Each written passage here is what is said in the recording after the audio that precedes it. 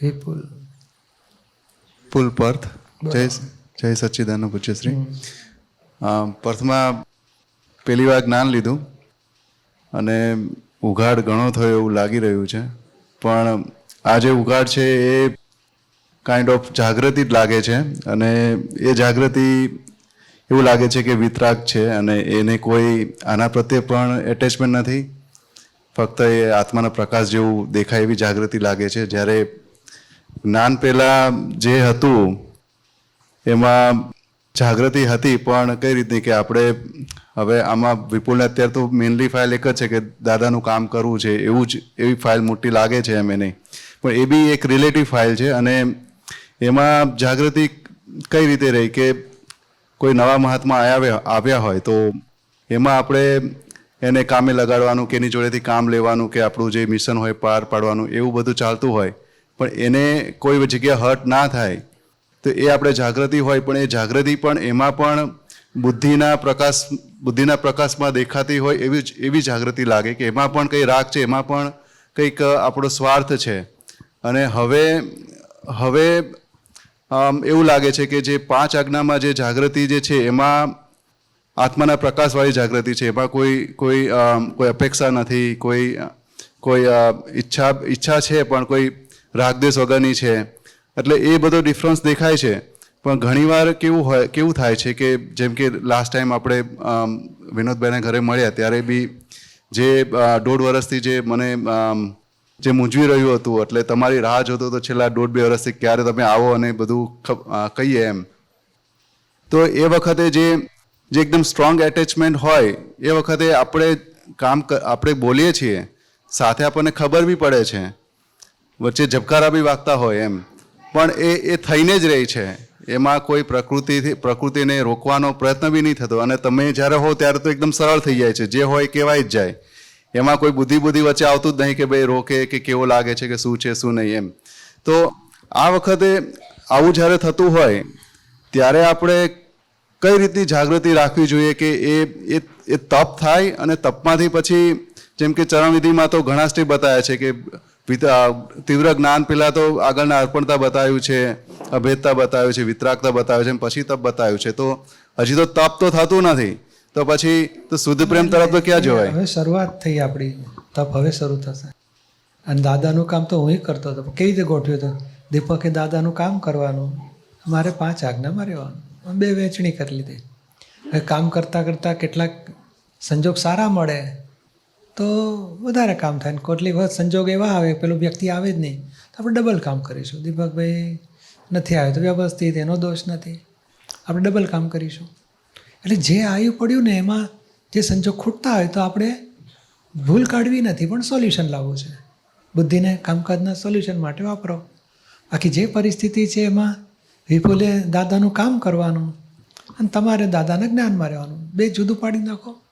અને કામમાં આગ્રહ વગર, આક્ષેપ વગર, સરળતાથી, પ્રેમથી બધાને ઇન્વોલ્વ રાખીને પૂરું કરીએ. અને સંજોગ કોઈ વખત કોઈ 10માંથી 3 જણા 2 જણા ના આવી શક્યા તો આપણે ચાલો એડજસ્ટમેન્ટ કરીશું. 2 જણા વધારે આવ્યા, 10ને બદલે 12 જણા થઈ ગયા, ચાલો વર્ક ડિવિઝન કરીએ, થોડું ઇન્વોલ્વ કરીએ બધાને, તમે થોડું સંભાળો, ચાલો તમે ઇન્વોલ્વ થાઓ. એટલે જે આવી પડ્યું એને સોલ્વ કરો. કામ દાદાનો તમે જ્ઞાનમાં રહો. પાછું કેમેરા ચાલ્યા જ કરતો. આ 2 જણા તો દર વખતે મોડા જ આવે છે, આપણે કામ પત્યા પછી જ મોડું બતાડે છે, જમવાના ટાઈમે હાજર થઈ જાય છે. એ બધી બુદ્ધિ વાપરવાની જરૂર નથી. એ આયા ને બહુ થઈ ગયું, ઓછું કર્યું તો ઓછું કર્યું, પછી વધારે કરશે. એટલે આપણે તો સરસ પ્રેમથી બધા સાથે પ્રેમ રાખો અને દાદાનું કામ ભેગા મળીને પૂરું કરો. અને ખરેખર તો આ 10 જણા દેખાય છે, પણ બાકી સ્થૂળ સંયોગો સિવાય સૂક્ષ્મ તો કેટલા સંજોગોની જરૂર પડતી હોય છે, અને સાયન્ટિફિક સર્કમસ્ટન્શિયલ એવિડન્સથી પૂરા થશે. આપણે તો બધા પ્રેમ રાખો એકબીજા સાથે અને દાદાનું કામ ધપાવો આગળ.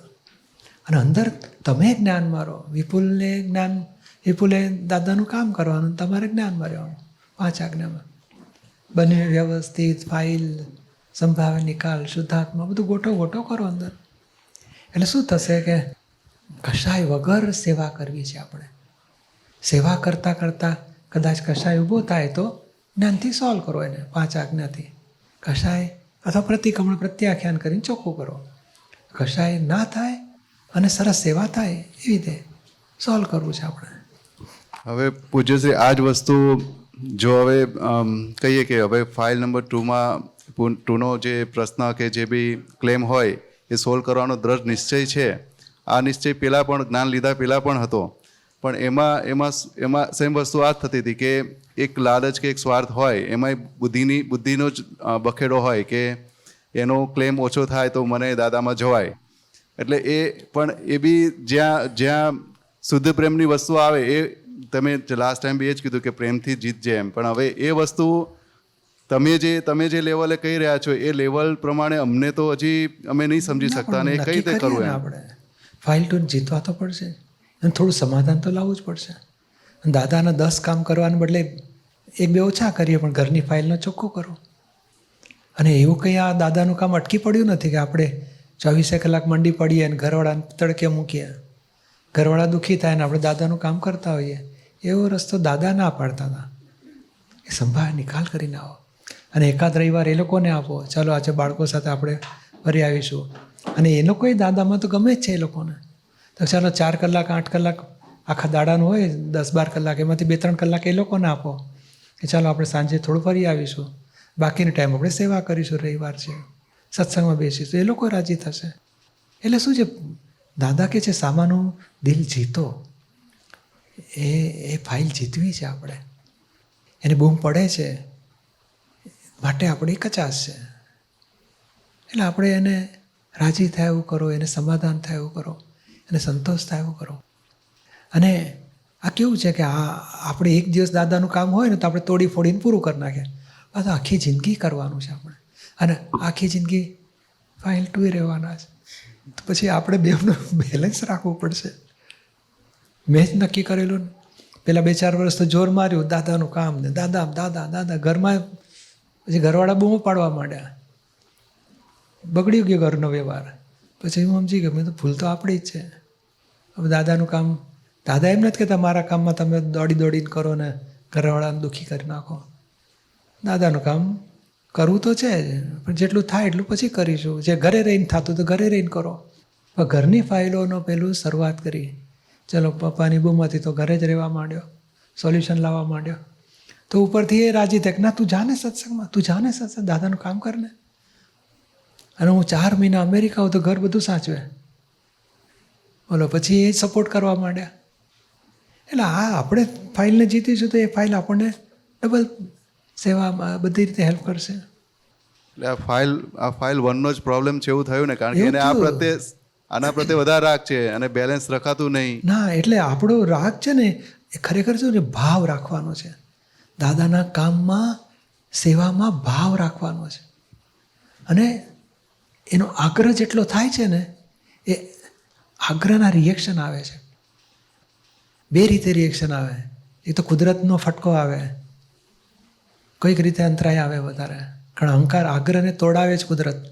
અને કામ આપણો ભાવ છે પૂરા થશે અને આગ્રહને તોડાવશે. પછી ઘરના નિમિત્તો બધા બૂમ પાડશે, દાદાનું કામ કર્યું પણ ઘરના છોકરાને દુઃખી કરીને જાય છે. એ બોલો બીજી બૂમ એ આવ્યા કરે. એટલે આપણે સાંભળવું પડે કે આપણે જો સરસ રીતે કરતા હોય દાદાનું કામ તો બધા નો ઓબ્જેક્શન સર્ટિફિકેટ મળવા જોઈએ, ગ્રીન સિગ્નલ. આ તો બધા ઘરમાં રેડ સિગ્નલ આવે છે. માટે આપણે ઊભા રહો અને ત્યાંય કરી જુઓ કે ભાઈ હું દાદાનું કામમાં થોડું ઓછું કરું, આટલું સંભાળીશ, આટલું હવે બીજે મારે સંજોગ નથી તો તમે બીજા કોઈને સોંપજો અને બાકીનું હું જરા ઘરની ફાઇલ પતાવું છું. એ લોકો રાજી કે ના કશો વાંધો નહીં, બીજા ઘણા સરસ કરશે, તમે ઘરને સાચવો. એ લોકો રાજી ખુશીથી તમને હેલ્પ કરશે. એટલે આપણો માર્ગ આવો છે કે સંભાવે નિકાલ કરતાં જાઓ અને ધીમે ધીમે એ લોકો એટલા રાજી થાય, એ લોકો જોડે જોડે આપણી સાથે આવવા માંડે સત્સંગમાં. બોલો એવું થઈ શકે ત્યાં સુધી આપણે લાવવું છે કે એ લોકો જ દોડીને સત્સંગમાં આવતા થાય તો પછી આપણો પ્રોબ્લેમ સોલ્વ થઈ ગયો. તો આ વખતે જે રાગ છે એમાં જે તપ કરીશું એમાંથી જ આ વસ્તુ પૂરી થશે. પ્રેમ સ્વરૂપ એનાથી એ ફળમાં શું થાય, આપણી ભાવના પ્રમાણે સેવા પૂરી થશે, દાદાના કામ સરસ થશે. અને આપણી ભાવના છે આ ફાઇલ જીતવી તો ફાઇલે જીતાશે. અને પ્રેમથી અને જીતાશે. કામનો જે આગ્રહ થાય છે આગ્રહમાં બોલો ફાઇલે દુઃખી થાય અને કામે અંતરાય પડ્યા કરે. એટલે ભાવ અને આગ્રહ 2 શબ્દ જુદા પાડી નાખો. ભાવ રાખવો છે, આગ્રહ રાખવો નથી કામનો.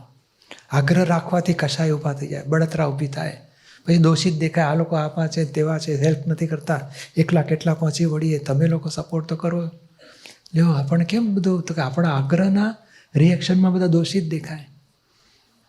અને આગ્રહ છૂટી ગયો, ભાવ છે ને, બોલો ભાવ એવો છે કે જે કામ તમે જાતે કરવા જાઓ ને તો બોલો 12 મહિને પૂરું ના થાય. અને આગ્રહ ના હોય ને ભાવ હોય ને, બોલો સંજોગ એવા પાકે કે એમને એમ પૂરું થઈ જાય.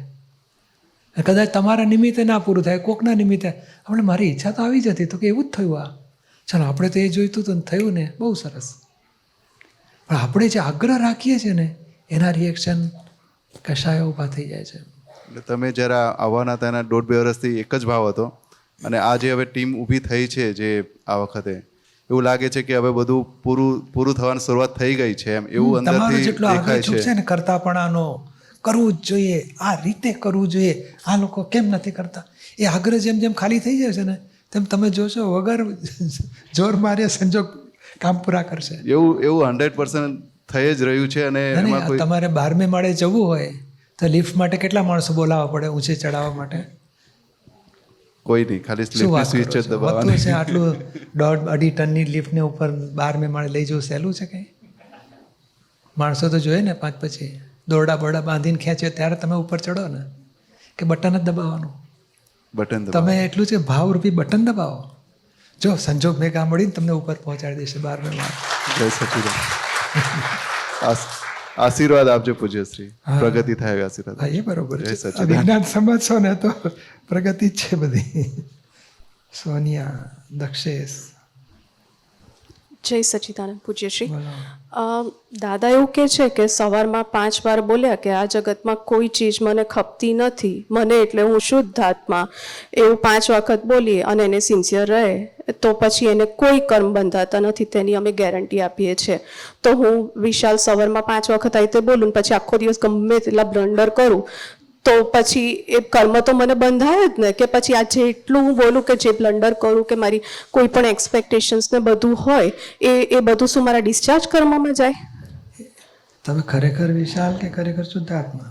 શુદ્ધ આત્મા. અને પછી આ બધું થાય તમે જાતે કરો છો કે સંજોગ વ્યવસ્થિત કરે છે? વ્યવસ્થિત. એ જાગૃતિ એ તમારી બિલીફમાં બેઠું છે. ના, ખરેખર હું શુદ્ધાત્મા છું, વ્યવસ્થિત કરતા છે, અને વિશાલ ફાઇલ 1 છે, સંભાળ નિકાલ કરો, એ બધું આપણી બિલીફમાં બેઠું છે. હવે જાગૃતિમાં રાખવાનું છે. અને આ બિલીફને એ લાગે ને મારે શુદ્ધાત્મા અનુભવ સિવાય આ જગતની કોઈ વિનાશી ચીજ જોઈતી નથી, એ ભાવ જ્યારે નિશ્ચય કરીએ છીએ ને, અને આ 5 વખત બોલે એટલે તમે પ્રતિથી મજબૂત કરો છો કે મારી સમજમાં મજબૂતી કરો છો કે આ મારું સમજ હવે મારી દિલથી આ મારી ઈચ્છા છે. અને વિશાલને જે વ્યવસ્થિત ભેગું કરે એ ભલે હો. વિશાલને મારે આ નથી જોઈતું કે જોઈએ છે કશો ડખો કરવો નથી, વ્યવસ્થિતમાં જે હો તે ભલે હો. પણ વિશાલ એવો ડખો કરે તો પછી વિશાલને જોવાનું કે વિશાલ આવો ડખો કરે છે, હવે એ વ્યક્તિ અરે ચીજ વસ્તુ મળી કે ના મળી જુઓ, અને ના મળે તો વ્યવસ્થિત સ્વીકારો, વ્યવસ્થિત છે, નથી મળી તો વ્યવસ્થિત, મળી તોય વ્યવસ્થિત. અને પછી વિજ્ઞાનથી જવાનું છે. આ કમિંગ ઇવેન્ટ્સ, આ વિચાર આયા કરે છે, આ જોઈએ છે તો મને નથી આવતા, આને આવે છે, ભરેલો માલ બોલે છે. અને જો હવે સંજોગ શું મળે છે, પૂરું થાય છે કે ચીજ વસ્તુ મળે છે કે નથી મળતું જુઓ, તો 3 દાડા પછી મળી રહે, અને ના મળે ના મળે તો વ્યવસ્થિત, ના મળે તો વ્યવસ્થિત. અને પાછું જુઓ કે હજુ આ ઈચ્છા થાય છે ને મળતું નથી, અંતરાય પડ્યા હોવા જોઈએ. બરાબર. ઈચ્છા હોય ના મળે નામ અંતરાય. બરાબર. અને અંતરાય પૂરા થશે એટલે આવીને પડશે. ત્યાં સુધી પેલી આસપાસવાળી વ્યક્તિઓનો દોષ નહીં કાઢવાનો કે તમે લોકો કેવા છો, મારું ધ્યાન નથી રાખતા, મારે આટલી ઈચ્છા પૂરી નથી કરતા, તમારે તો જિંદગી બસ બધું બધાનું કરો છો, મારું તો કોઈ એ કકડાટ નહીં કરવાનું, વ્યવસ્થિતના જ્ઞાનમાં રહેવાનું. બરાબર. આપણા અંતરાય છે માટે ભેગું નથી થતું, કોઈ નિમિત્ત ગુનેગાર નથી. બરાબર. એવી ધીમે ધીમે સાચી સમજણ ગોઠવતા આગળ વધો. પણ આ ભાવ તો છે જ, માને શુદ્ધ આત્મા અનુભવ સિવાય કાંઈ જોઈતું નથી, અને વ્યવસ્થિતમાં જે હો તે ફાઇલ 1 ને ભલે હો. પણ એટલે પૂછે છે આપણે જે આ વિશાલ જે ભાવ કરતી હોય કે આ જોઈએ છે ને આ નથી જોઈતું ને એ બધું જુદા રાખવાનું ને જોવાનું. એ ખરેખર ઉત્તમ છે. જો એક્ઝેક્ટ ગોઠવો ને હા તો બહુ ઉત્તમ. તો આપણી આ સમજ જાગૃતિમાં આવી કહેવાય. બરાબર અને ત્યાં જ તપ કરવાનું છે. નથી મળતું ત્યાં જ તપ કરવાનું છે. બરાબર. કે આ મોહ ઊભો થાય છે અંદર, પણ કોને મોહ થાય? મને થાય છે કે વિશાલને થાય છે? બરાબર. ત્યાં જુદું રાખો, તપ કરો. અને અંતરાય તૂટશે તો આવીને પડશે, અને અંતરાય હશે તો મળશે, નહીં મળે હમણાં. બરાબર ત્યાં સુધી તપ કરો. બરાબર. અને અને પછી ઘણી વખત શું છે કે મને નથી મળતું, પછી આપણે બતાડીએ કે બેન કેટલું મળ્યું જુઓ તો ખરા. પણ પૂજ્યશ્રી 70% મળ્યું હોય ને 20-30% બાકી હોય તો પછી મળશે. આટલું તો મળ્યું છે, આનંદ મારો. હા પણ એ પૂજ્યશ્રી એવું દેખાતું નથી ને એ નથી વખતે. દેખાતું એ દેખાડવા માટે તો વાત થાય છે અત્યારે. દેખાડો. અને પૂજ્યશ્રી દાદા એવું બી કહે છે કે જે પોતાની જાતને સિન્સિયર રહે એને જ્ઞાની મળે કે ના મળે તો પણ પરમાત્મા થઈ જાય. એ શું કહેવા માંગે છે? એ 2 અંકો બહાર પડ્યા છે, મે મહિનો અને માર્ચ મહિના. સિન્સિયરિટી ઉપર 2 અંકો છે. હા એ વાંચો. સિન્સિયરિટી કોને કહેવાય? એટલી બધી રીતે દાદાએ એક્સપ્લેન કર્યું છે. જે 25 માણસોને સિન્સિયર રહે કે છે રાજા થઈને ફરે. અરે એક માણસને સિન્સિયર રહી જોયો. હા એટલે દાદા એવું જ કહે છે ને. સિન્સિયર એટલે શું? એ અનસિન્સિયર થાય આપણી પ્રત્યે તોય આપણી સિન્સિયરિટી એની માટે તૂટે નહીં. એ આપણો અહિત કરે, આક્ષેપ આપે, દુઃખ આપે, તોય આપણી સિન્સિયરિટી એની માટે તૂટે નહીં. એવા સિન્સિયર થાવ. એ કહે છે ને પોતાની જાતને સિન્સિયર ક્યારે કહેવાય? જે બીજાને સિન્સિયર રહે છે એ પોતાની જાતને સિન્સિયર રહ્યો કહેવાય. એટલે જે કોઈને સિન્સિયર રહેતો નથી એ પોતાની જાતને સિન્સિયર નથી જ. પૂરું થઈ ગયું. એટલે એમ નહીં પૂછ્યશ્રી આ છે ને એ વાક્ય જ સમજમાં નથી આવતી. કારણ કે એ જે સિન્સિયરિટી છે ને એમાં તમારી જાત એટલે કોને તમે માનો છો? હું વિશાલ છું એ માનો છો કે હું શુદ્ધાત્મા છું માનો છો? શુદ્ધાત્મા. તો એને સિન્સિયર રહો. આ વિશાલને સિન્સિયર રહેવાનું છે જ નહીં. વિશાલ તો પૂતળું હમણાં ના કીધું ડેડી જતા રહ્યા તો આ વિશાલ એક દાડો નહીં જતા રહે, જતી રહેશે, બોડી જ જવાનું પૂતળું. તે આપણે નથી. આપણી જાતને ઓળખો અને એને સિન્સિયર રહો. અને જે હું શુદ્ધાત્મા છું એ સામી વ્યક્તિમાં એ પોતે શુદ્ધાત્મા છે કે ચંદુ છે? શુદ્ધાત્મા. તે એને સિન્સિયર રહેવાનું છે, ચંદુને નહીં. ચંદુ તો પૂતળું પાવર ભરેલું, હમણાં આમ કૂદે પાછું છે ને ફટાકડાની જેમ સૂર્ય થઈ જાય, ટેટાની જેમ ફૂટે કરું. હા એ પૂતળાને કશું નથી સિન્સિયર રહેવાનું. હા એના આત્મા માટે સિન્સિયર રહો. આત્મા જોડે પ્રેમ રાખો. પણ એમ નહીં પૂજ્યશ્રી સોરી હો થોડું પણ છે ને દાદા એવું પણ કહે છે કે સિન્સિયર એટલે કે બધાને સિન્સિયર નહીં રહેવાનું, મને જ સિન્સિયર રહેવાનું. એટલે દાદાને કે તમે ચોર બજારમાં જતા હોય તો કોઈ ગજવું કાપીએ નાખે તો કે બધાને સિન્સિયર ના રહેવાય એમ. એટલે આ શું છે કે ના રહેવાય, પણ આમાં એટલી હસબન્ડને તો ખાતરી ને આપણા મા બાપ તો ખાતરી ને, છોકરા નહીં. હા તે એટલા જ ઘરનાને તો સિન્સિયર રહો. પણ એ લોકો આડું કરે કે ના રહે. અચ્છા એ ના રહે તોય આપણે સિન્સિયર રહેવું. આપણે રહેવા. અચ્છા ના દાદા કે સામો અપમાન કરે એની પર તો પ્રેમ રખાતો હશે? ના જ રખાય ને. ના જ રખાય ને. એ દાદા ના પાડે છે કે અપમાન કરી જાય તોય પ્રેમ રાખો એની પર, અને ખૂબ માન આપે તોય પ્રેમ રાખો. જે પ્રેમ વધે નહીં ઘટે નહીં એવો પ્રેમ રાખો. તો એ અનસિન્સિયર થાય તો હું સિન્સિયરિટી નહીં તોડું. બરાબર. એ અપમાન કરી જાય તો મારો પ્રેમ એની પર ઘટી નહીં જાય. એ ગાળો માંડે તો પ્રેમ ઘટી નહીં જાય. એ ખૂબ ફૂલહાર ચડાવશે તો પ્રેમ વધી નહીં જાય. એવું મારે પ્રેમ સ્વરૂપ થવાનું છે. એની પર અપેક્ષા રાખવાની હોય જ નહીં કે એ લોકો ડાયા થાય ને હું પછી સિન્સિયર રહું. ના પૂછ્યશ્રી ધારો કે માની લો કે હું તમારી ટીમમાં હું કંઈક ખોટું કરતી હોય તમે મને કહો તો ખરા જ ને, તો મારે એવું કહેવાનું નહીં. ખોટું કે પણ પ્રેમ તૂટે નહીં. અચ્છા. એ ખુશ થાય કે ના મને કેટલું સરસ ચેતવ્યા, હું ધ્યાન રાખીશ અને બરોબર કરીશ. પણ એને જુદાઈ ના ઊભી થાય. અચ્છા હા ઓકે. ભેદ ના પડે એને, ત્યારે સિન્સિયર. બરાબર. હા જય સચિદાનંદ. જય સચિદાનંદ.